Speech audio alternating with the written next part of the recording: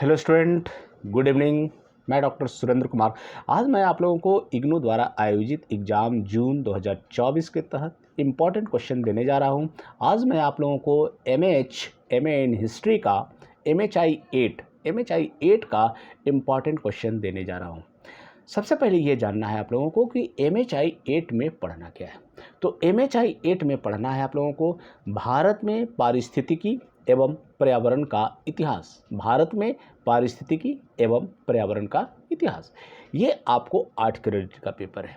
ये 8 क्रेडिट का पेपर है और जो भी 8 क्रेडिट का पेपर होता है उसका एग्जामिनेशन का जो समय होता है वो आपको 3 घंटा का होता है। 100 मार्क्स का एग्जाम होता है। पासिंग के लिए 40 नंबर आपको लाना है। क्वेश्चन की संख्या 5 होगी। ग्रुप होगा, ग्रुप ए है, ग्रुप बी है। ग्रुप ए से 2 या 3 क्वेश्चन बनाइए, ग्रुप बी से 3 या 2 क्वेश्चन बनाइए। दोनों ग्रुप को टच करना है और दोनों ग्रुप को मिलाकर 5 प्रश्नों का उत्तर आपको देना है। वर्ड लिमिटेशन है, 500 वर्ड में प्रत्येक प्रश्न का उत्तर लिखना है। बहुत सारे स्टूडेंट ये सोचते होंगे कि सर ये क्यों बता रहे हैं। मैं इसलिए आप लोगों को बताता हूँ कि छोटी छोटी चीज़ भी आपके लिए बहुत मायने रखता है। एग्जामिनेशन में बहुत सारे स्टूडेंट को नहीं जानकारी रखने के, चूँकि बहुत सारा ऐसा भी पेपर है जो 4 क्रेडिट का है जिसका समय जो है वो 2 घंटा का एग्जाम होता है, तो कंफ्यूज कर जाते हैं। इसलिए ये आपको जानना बहुत ज़रूरी है। तो चलिए कॉपी पेन निकालिए और नोट कीजिए कि कौन कौन से क्वेश्चन को पढ़ दिया जाए जिससे परीक्षा में प्रश्न जरूर आए। तो पहला जो प्रश्न है, तमिलक्कम की पारिस्थितिकी पर्यावरणीय स्थिति का परीक्षण कीजिए। तमिलक्कम की पारिस्थितिकी पर्यावरणीय स्थिति का परीक्षण कीजिए। ठीक है, आइए नेक्स्ट जो प्रश्न है उस पर हम लोग चर्चा करते हैं। पर्यावरण संबंधी पारंपरिक भारतीय दृष्टिकोण तथा इसके मानक समाजों से संबंध पर चर्चा कीजिए। पर्यावरण संबंधी पारंपरिक भारतीय दृष्टिकोण तथा इसके मानक समाजों से संबंध पर चर्चा कीजिए। ठीक है, आइए नेक्स्ट जो प्रश्न है, भारत में वन नीतियों के विकास का विवरण दीजिए। भारत में वन नीतियों के विकास का विवरण दीजिए। ठीक है, आइए नेक्स्ट जो प्रश्न है, विकास के गांधीवादी विकल्प के प्रमुख लक्षणों का विवरण दीजिए। विकास के गांधीवादी विकल्प के प्रमुख लक्षणों का विवरण दीजिए। ठीक है, आइए नेक्स्ट जो प्रश्न है उस पर हम लोग चर्चा करते हैं। भारतीय उपमहाद्वीप की भौगोलिक विविधता का जल संसाधनों के विशिष्ट संदर्भ में संक्षेप में वर्णन कीजिए। फिर मैं वह प्रश्न को दोहराता हूँ कि भारतीय उपमहाद्वीप की भौगोलिक विविधता का जल संसाधनों के विशिष्ट संदर्भ में संक्षेप में वर्णन कीजिए। ठीक है, आइए नेक्स्ट प्रश्न है उस पर चर्चा करते हैं। भारतीय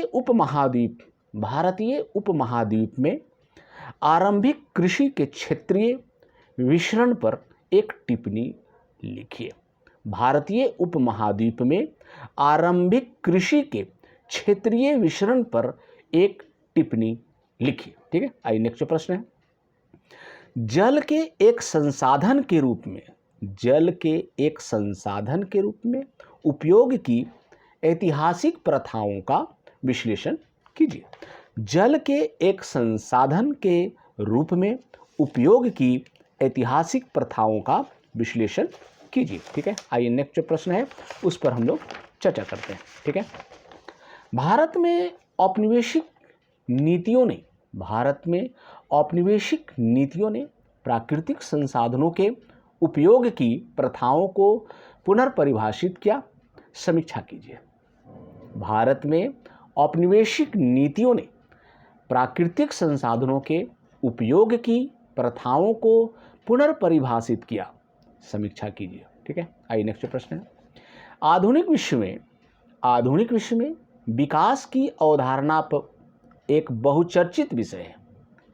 पर्यावरणीय चिंताओं के विशिष्ट संदर्भ में विस्तार से चर्चा कीजिए। फिर मैं आपको प्रश्न को दोहराता हूं कि आधुनिक विश्व में विकास की अवधारणा एक बहुचर्चित विषय है।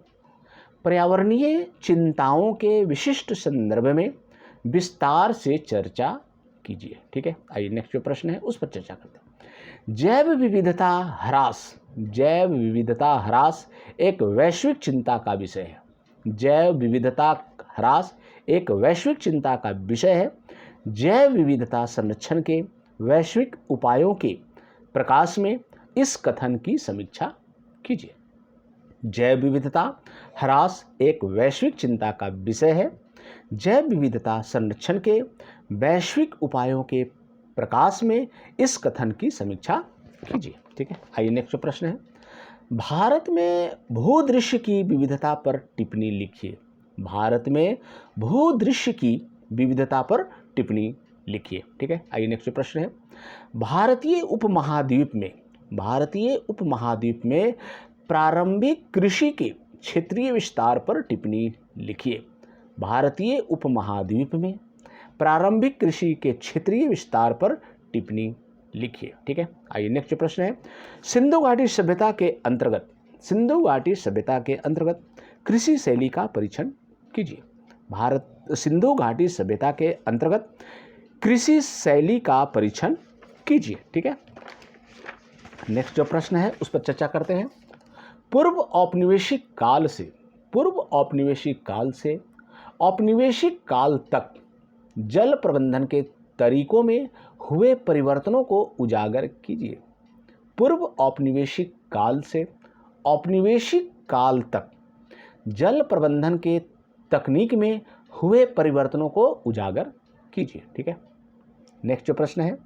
गहन पारिस्थितिकीय की प्रमुख विशेषताओं का आलोचनात्मक विश्लेषण कीजिए। गहन पारिस्थितिकीय अर्थात डीप इकोलॉजी की प्रमुख विशेषताओं का आलोचनात्मक विश्लेषण कीजिए।